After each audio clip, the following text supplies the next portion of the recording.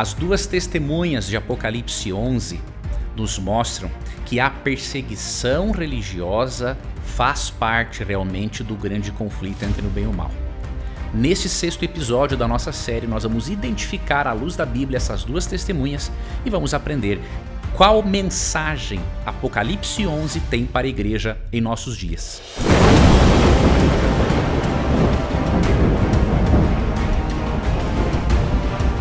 Apocalipse 11 nos mostra a perseguição que o povo de Deus e a palavra de Deus enfrentaram, tanto no período medieval quanto no período da Revolução Francesa. Vamos nos concentrarmos neste episódio ao estudarmos Apocalipse 11. Aqui nós fazemos uso do método historicista. Entendemos que as profecias apontam para acontecimentos em um fluxo da história da Terra. Vemos Deus atuando no passado, no presente e no futuro.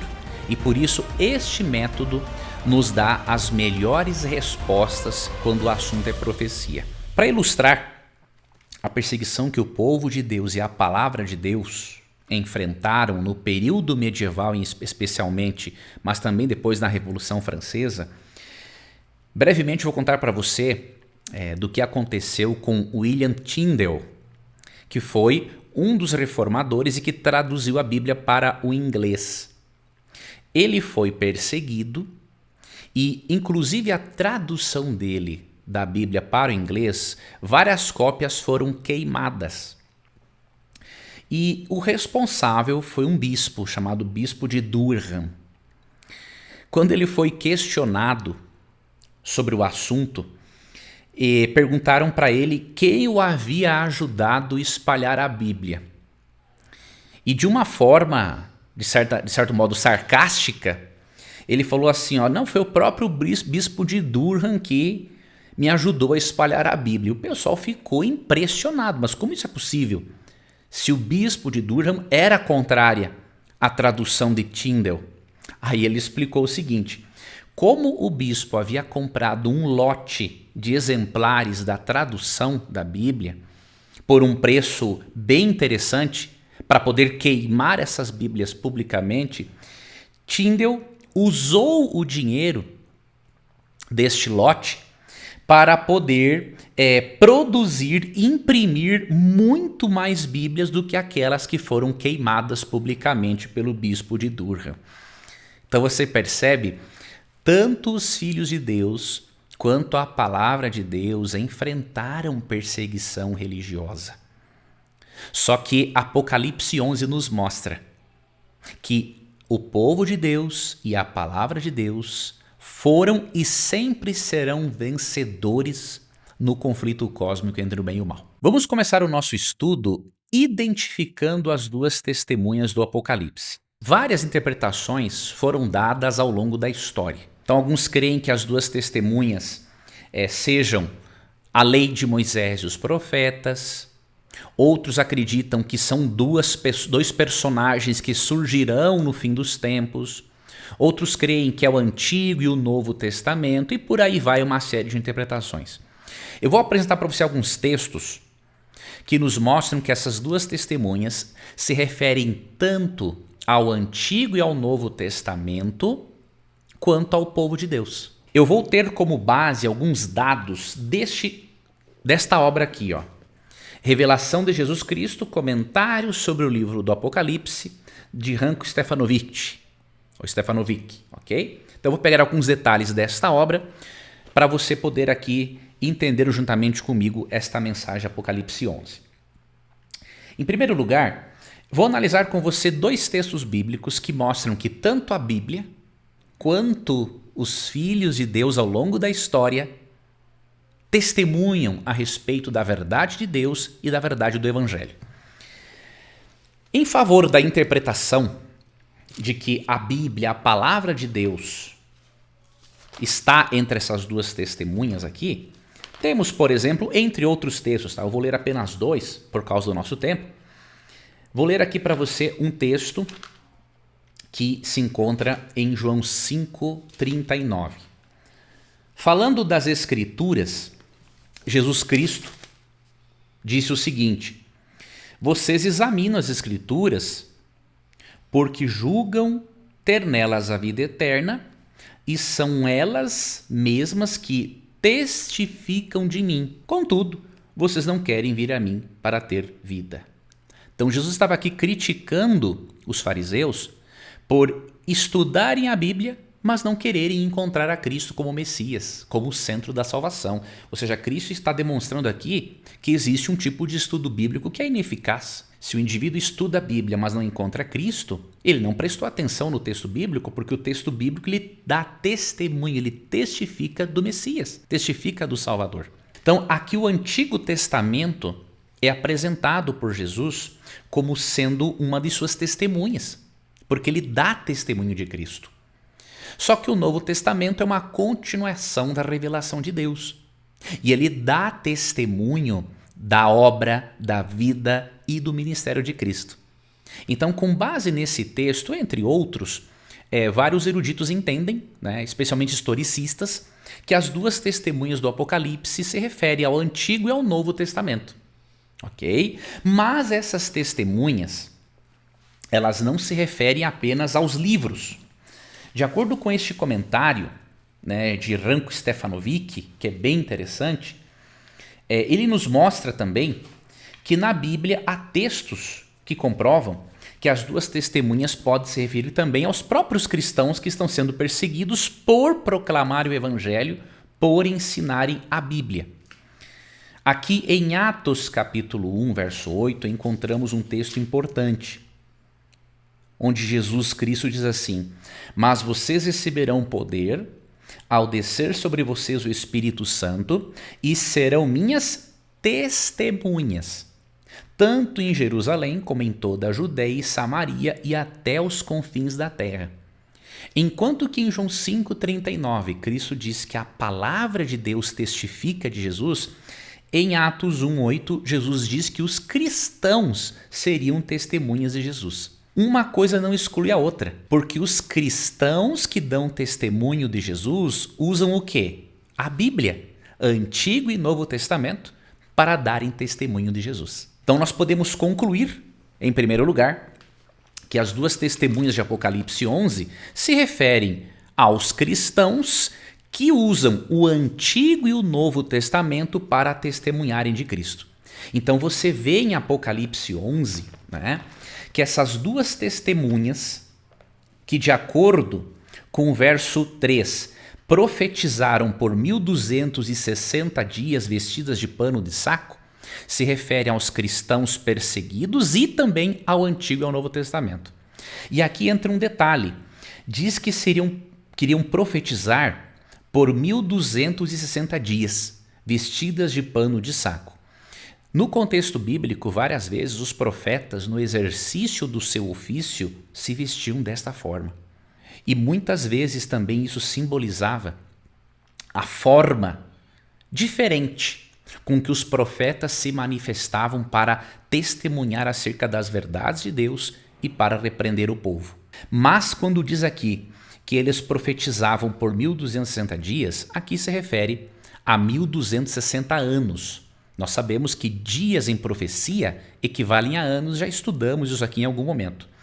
E esses 1260 dias, em que as testemunhas do Apocalipse 11 testemunhariam vestidos de pano de saco, se refere ao momento em que os cristãos e o Antigo e o Novo Testamento faziam a sua obra de uma forma oculta, escondida. Vários eruditos protestantes, mesmo não concordando com o início e o fim deste período, entendem que este é o período dos 1260 anos de dominação papal, que vai de 538 a 1798, quando a Bíblia era bem mais acessível ao alto clero do que ao povo. Tanto que, como por exemplo Tyndale, entre outras pessoas que tentaram trazer o texto bíblico para mais próximo da população, foram mortos, foram perseguidos, Bíblias foram queimadas em praça pública. Então aqui se refere a este período que vai de 538 até 1798. Por que se usa esse período de 538 a 1798 como início e o término dos 1260 anos? Em 538, Roma Imperial havia ruído. E aí o que aconteceu? Justiniano entregou nesse período a autoridade civil, política e religiosa ao Papa Virgílio. Quando a última das tribos bárbaras, haviam os Érulos, Vândalos e os Ostrogodos.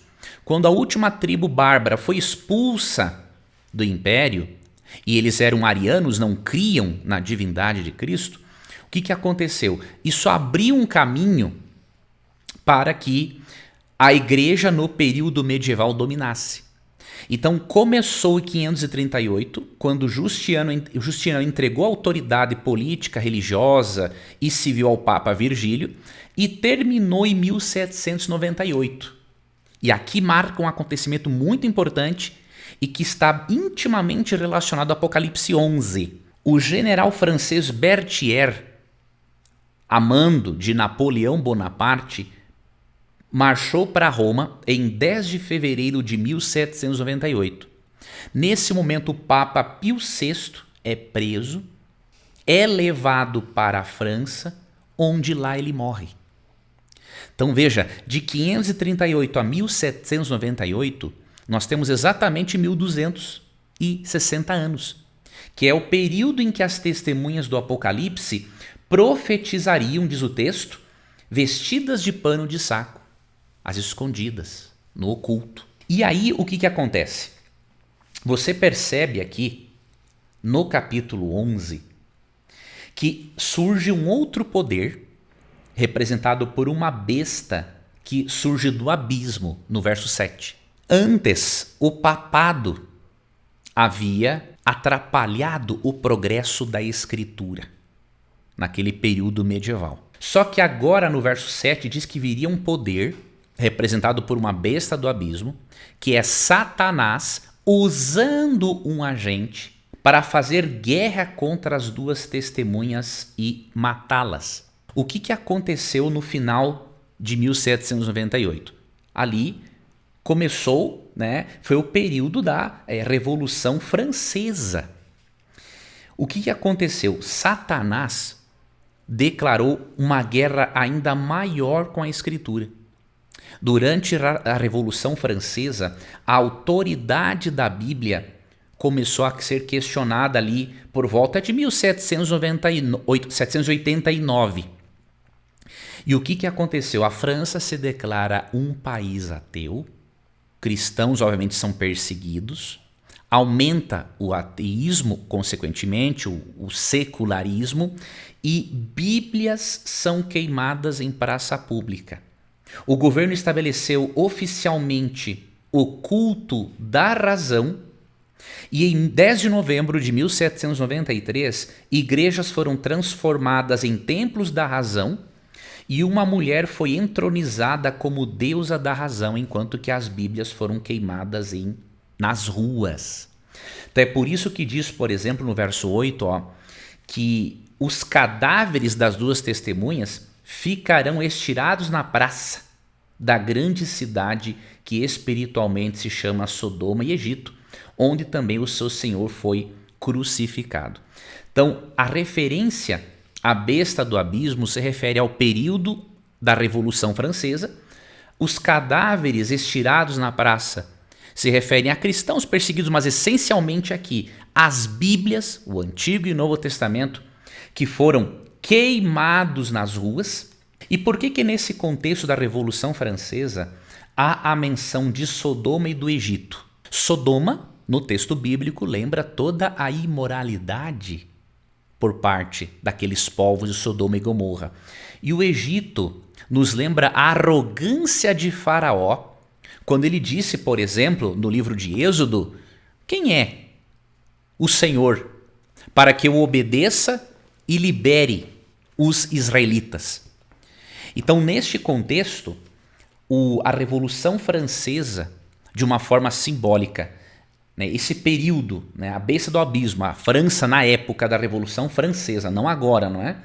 É comparada a Sodoma por causa da imoralidade que tomou conta do país por tentar abolir a religião e dar um culto à razão, e menção ao Egito, referência à arrogância de querer colocar a razão e a si mesmo no lugar do Deus bíblico, da adoração ao Deus verdadeiro. Então você percebe que Apocalipse 11 traz uma recordação do período medieval, nos 1260 anos de domínio papal, mas depois faz menção à Revolução Francesa como uma continuação de um poder perseguidor, tanto contra os cristãos, mas agora mais duramente contra a palavra de Deus, o Antigo e o Novo Testamento. Mas aqui um detalhe que eu gostaria aqui de destacar para você é que o Apocalipse 11 apresenta essas duas testemunhas, a Bíblia, sendo, obviamente, queimadas, não é? Sendo destruídas, mas aqui também há uma menção a dois personagens do Antigo Testamento que nos ajudam a entendermos a natureza do trabalho e da missão das duas testemunhas. Aqui nos versículos 4 a 6 do Apocalipse 11, as duas testemunhas são chamadas de duas oliveiras e dois candelabros que estão em pé diante do Senhor da terra. Verso 5, se alguém pretende causar-lhes dano, da boca dessas testemunhas sai fogo e devora os inimigos. Sim, se alguém pretende causar-lhes dano, certamente deve morrer. Elas têm autoridade para fechar o céu, para que não chova durante os dias em que profetizarem. Tem autoridade também sobre as águas para transformá-las em sangue, bem como para ferir a terra com todo tipo de flagelos, tantas vezes quanto quiserem. Falando da característica dessas testemunhas, antes de falar sobre a Revolução Francesa, aqui nos versos 7, 8 em diante, como eu já expliquei, você percebe aqui que esses versos 4 a 6 fazem uma clara referência à visão do profeta Zacarias no capítulo 4. Olha como é interessante essa análise intertextual, temática da Bíblia. Então nós sabemos que muito da linguagem do livro do Apocalipse, o apóstolo João tirou dos livros de Daniel, Ezequiel e de outros textos do Antigo Testamento. Aqui, essa referência às duas oliveiras e aos dois candeeiros que se acham em pé diante do Senhor da terra é uma referência a Zacarias 4. Essas duas oliveiras, esses dois candeeiros que Zacarias viu em visão, representam o sumo sacerdote Josué. Você pode ler depois, Zacarias capítulo 4, ok? E o governador Zorobabel. Os dois, tanto o sumo sacerdote Josué quanto Zorobabel, eles estavam envolvidos na obra de restauração do templo, lá nos dias do Antigo Testamento. E essa restauração envolvia tanto uma restauração da função sacerdotal, não apenas uma restauração física do templo, mas uma restauração da função sacerdotal e da função real, na figura, por exemplo, de Zorobabel. Então, de acordo com o comentário de Ranko Stefanovic, a menção aqui em Apocalipse 11 de Zacarias, capítulo 4, quer ensinar o quê? Vou colocar essa citação para você ver.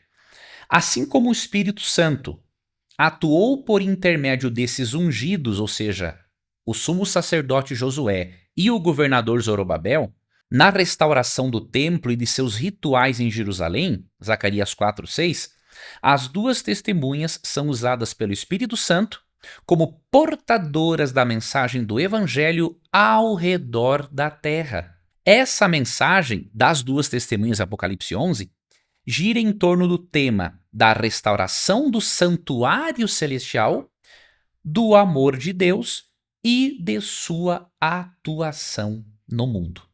E aí, quando é dito que essas duas testemunhas tinham poder para causar dano, fazendo sair fogo da boca delas que devorasse os inimigos e tudo mais, esse fogo que sai da boca das duas testemunhas lembra, em primeiro lugar, Elias, o profeta Elias, invocando o fogo do céu para devorar soldados que foram enviados pelo rei Acasias para prender o profeta Elias. Você pode ler isso em 2 Reis, capítulo 1, 9 a 14. Mas Jeremias 5,14 nos dá uma outra pista aqui. Ali é dito que as palavras de Deus se tornariam fogo na boca de Jeremias.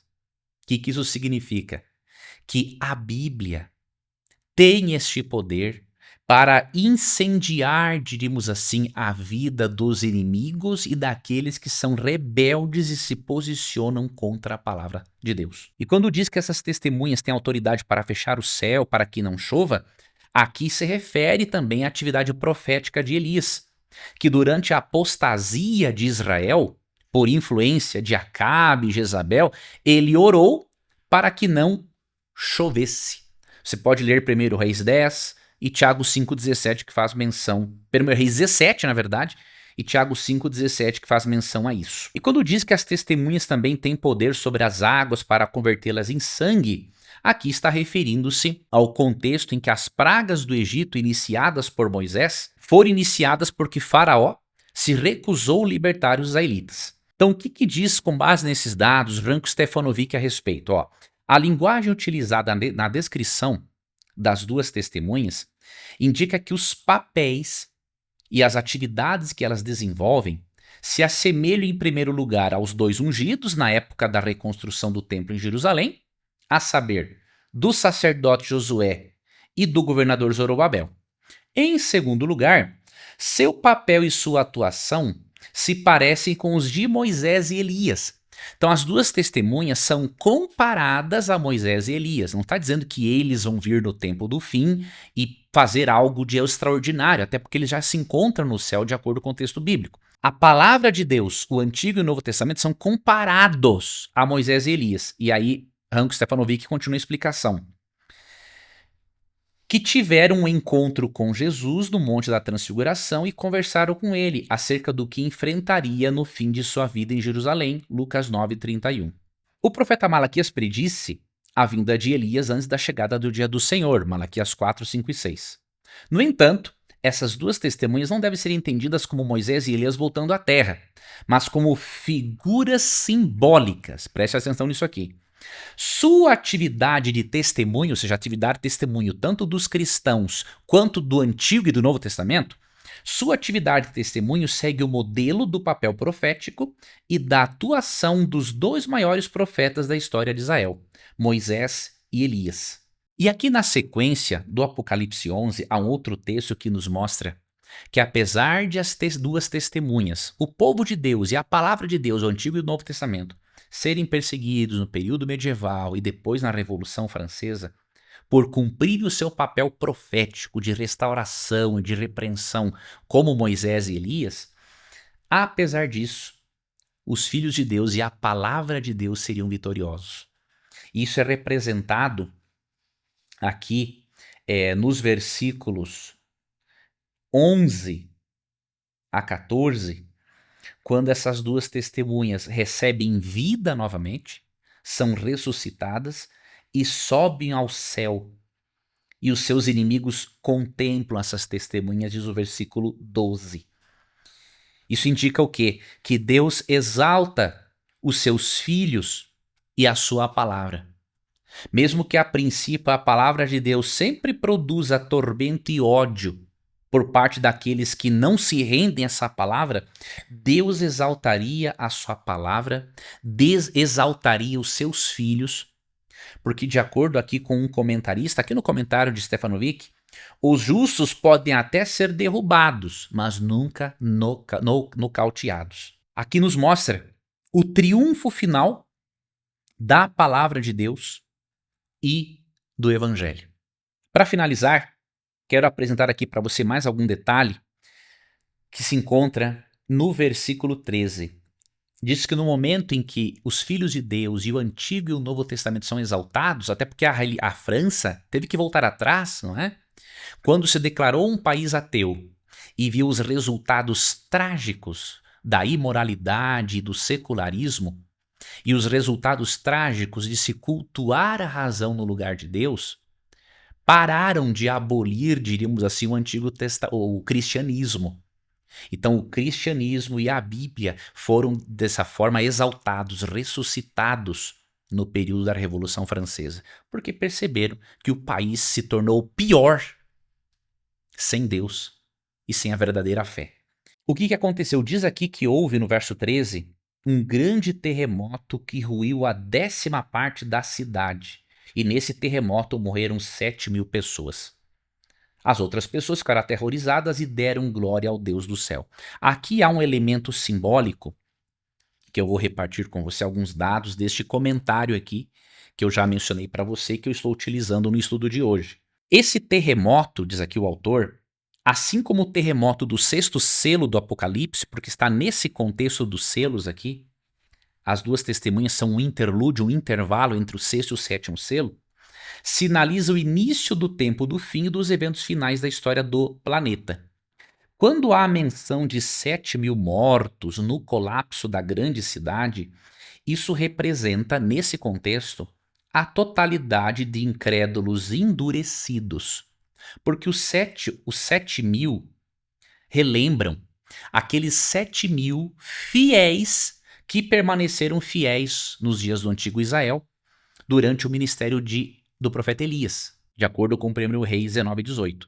Então, esses 7.000 que foram atingidos neste colapso representam os incrédulos endurecidos. Só que, ao mesmo tempo, significa que houve uma ruína parcial deste poder perseguidor. Só que, ao mesmo tempo, essa destruição total, que aqui também é uma referência à Babilônia, que se refere a toda a confusão religiosa que há no mundo, a destruição final deste poder perseguidor e antagônico a Deus vai ocorrer ali em Apocalipse 18.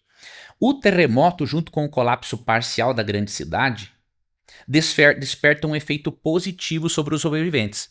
Enquanto que o número 7.000 representa aqui a totalidade de incrédulos endurecidos, é um número simbólico, porque ele tem como pano de fundo os 7.000, a minoria que permaneceu fiel a Deus lá nos dias do antigo Israel, no ministério profético de Elias.